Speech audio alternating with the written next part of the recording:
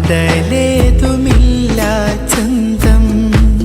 ഇമ്പർ ഹബീബോരാ ഇറയവൻ തന്ന നൂറാ കാരുണ്യനാഥൻ മൊഴികളും നേരിൽ മുഴുക്കെ പൊഴിച്ച്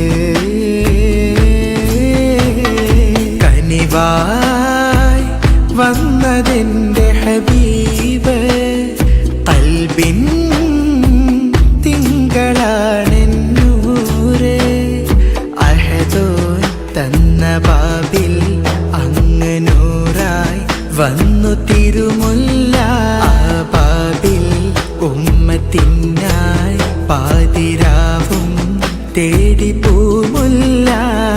കനിവായി വന്നതെൻ